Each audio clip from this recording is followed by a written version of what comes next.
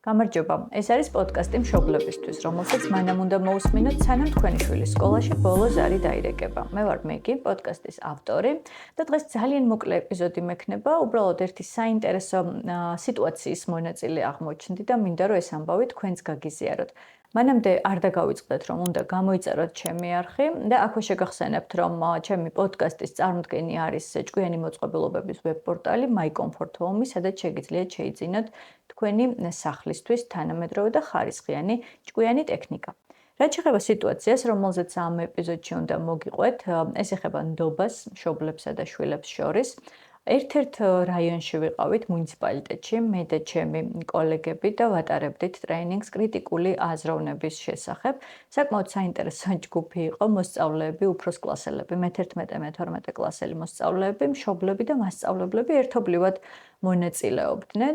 რაც ძალიან იშვიათად ხდება, ესეთი შერეული ჯგუფი, როგორც წესი, არ არის ხოლმე და საკმაოდ რთულიც არის ასეთ ჯგუფთან მუშაობა. თემა აუცილებლად უნდა ყოფილიყო ისეთი, რაც ყველასთვის იქნებოდა ყველა ჯგუფისთვის საინტერესო, როგორც მოსწავლეს, მასწავლებელს და მშობელს, ექნებოდათ საშუალება, რომ აქტიურად ყოფილიყვნენ ჩართულები ტრეინინგის მიმდინარეობაში, პროცესში და ამიტომ გადავწყვიტეთ, რომ ასე ვთქვათ, კეთებით სწავლების მეთოდით წავსულიყავით და შევთავაზეთ ჯგუფს ასეთი თემატიკა.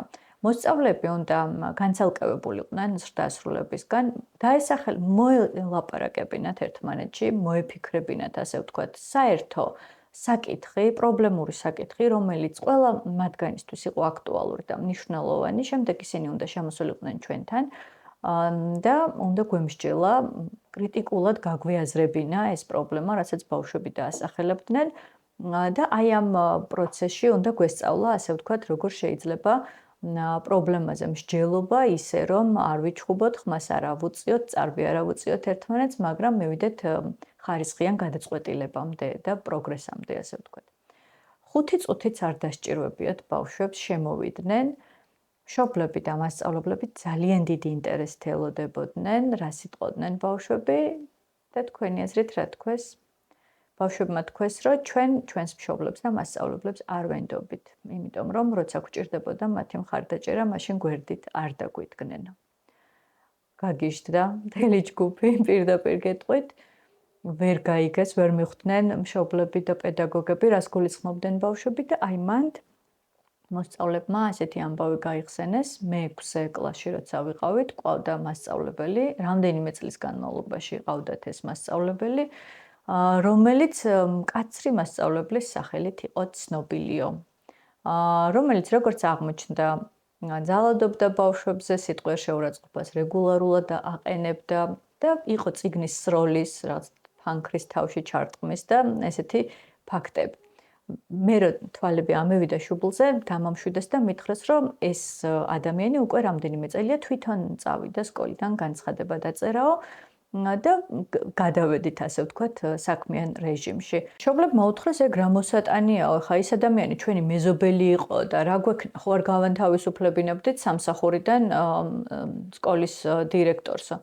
ამაზე ახლა ბავშვები გადაირევნენ, რომ ხა ის თუ იყო თქვენი მეზობელიო, ჩვენ არ ვიყავით თქვენი შვილები, ან ჩვენ არ ვიყავით იმ ადამიანის მეზობლები, ასე სასტიკად რო გვექცეოდა და მოკლედ რაღაცა პატარა დაპირისპირებაც კი მოხდა ზრდასრულებსა და მოსწავლეებს შორის, მაგრამ იმდენად გულწრფელი აღშფოთებით და დარდით ჩამოაყალიბეს ბავშვებმა თავიანთი სათქმელი, რომ ზრდასრულებმა, მშობლებმაც და მასწავლებლებმაც ადვილად დაყარეს ფარხმალი და აღიარეს და უთხრეს ბავშვებს, რომ ნამდვილად შეცდნენ იმ მომენტში, როდესაც არ დაუდგნენ გვერდში პატარებს და რაღაცნაირად ესე ხშირად ხდება ხოლმე, რომ უფროსები ერთმანეთთან შედიან რაღაც გარკვეულ გარიგებაში, უსიტყვო გარიგებაში, რა თქმა უნდა, რაღაც კორუფციას არ გულისხმობ და ბავშვების ინტერესები ხშირად უგულებელყოფილი არის ხოლმე აქ.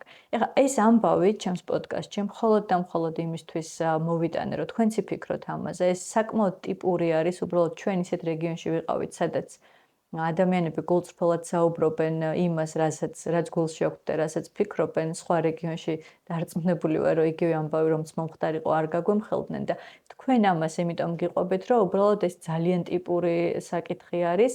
ხშირად არის ხოლმე, რომ ბავშვების ინტერესები არის უგულებელყოფილი, ბავშვი ითხოვს დახმარებას, მაგრამ მშობელი ან ვერ ეხმარება, ან ვერ არ ეხმარება და უარის შემთხვევაში იმასაც კი ეუბნება, რომ ეს ყოველთვის ასე იყო და შენც უნდა მოითმინო და ნაცვლად იმისა, რომ ასწავლიდეს, როგორ მოაგვაროს ეს პრობლემა მშობლის გვერდში დგომით, პირიქით, ხო, რაღაც ასწავლის, როგორ შეეგუოს პრობლემას და თვალი როგორ დახუჭოს ყველაფერზე. და მე აი ამიტომაც ხდება ხოლმე, რომ მოზარდები ხშირად მშობლებთან კი აღარ მიდიან და კი არ ეუბნებიან იმას, რაც უჭირთ, არამედ მიდიან მეგობართან ან თანატოლთან და კიდევ უარესი თუ თქვა საპირისპირო სქესის ადამიანს სთხოვენ დახმარებას და შემდეგ ამას მოჰყვება ხოლმე ახალგაზრდების დაპირისპირება, რაც ზოგჯერ და სამწუხაროდ ხშირად ესეთი მძიმე შედეგებით მთავრდება. მოკლედ, პირველ რიგში ჩემ თავს, ჩემს მეგობრებს და მერე დანარჩენ საზოგადოებასაც მინდა ვუთხრა, რომ არ არსებობს ნდობა იქ, სადაც ტკივილზე თვალებს ხუჭავენ. ასეთი ამბებისგან იქმნება ან არ იქმნება ნდობა მშობლებსა და შვილებს შორის. ამიტომ სანამ ჩვენი შვილის ბავშვობა გვერდით ჩაგვივლის და ვიტყვით, რომ როდის გაიზარდა ეს ბავშვი ამხელა და როდის როგორ გამოგვეპარა ამდენი რამე, უმჯობესია ალბათ, რომ დავფიქრდეთ ჩვენს ყოველდღიურობაში, რა შეგვიძლია გავაკეთოთ უკეთ, რომ უკეთესი გავლენა მოვახდინოთ ჩვენ შვილზე, რომ ვეიმედებოდეთ ჩვენ შვილს და ყოველთვის თუ არა, ხშირ შემთხვევაში მაინც ჰქონდეს იმედი, რომ თუ მშობელს მიაკითხავს გაჭირვების დროს, ეს მისთვის სულ მცირე შვება იქნება, სულ მცირე მოусმენენ მას, სულ მცირე საკუთარ მოსაზრებას გაუზიარებენ და უკეთეს შემთხვევაში შეძლებენ კიდეც რომ დაეხმარონ, ან თუ ვერ შეძლებენ, ცდელობას არ დააკლებენ რომ დაეხმარონ. არის ასაკი, როცა ბავშვებს ძალიან სჭირდებათ ჩვენი თანადგომა, ჩვენი დახმარება და ჩვენს რეაქციებზე არის დამოკიდებული, როგორ მოხდება ბავშვის პიროვნების ფორმირება. რამდენად მებრძოლი იქნება, რამდენად ექნება უნარი, რომ გაუმკლავდეს გამოწვევებს ცხოვრებაში, თუ უბრალოდ შეეგუება ყველაფერს, თვალს დახუჭავს ყველაფერზე და ყველას მისცემს უფლებას, რომ მოექცეს ისე, როგორც სხვა მოინდომებს, რომ მოექცეს მას.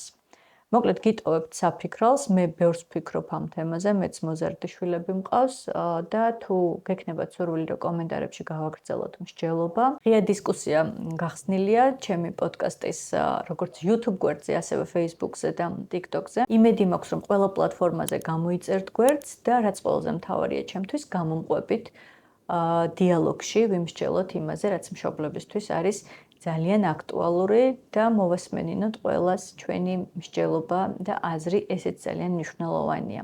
მადლობა Full Frames იმისთვის, რომ დგას ჩემს გვერდით და ზრუნავს ჩემი ვიდეოს ტექნიკურ გამართულობას და რა თქმა უნდა, მადლობა ჩემს მსმენელს.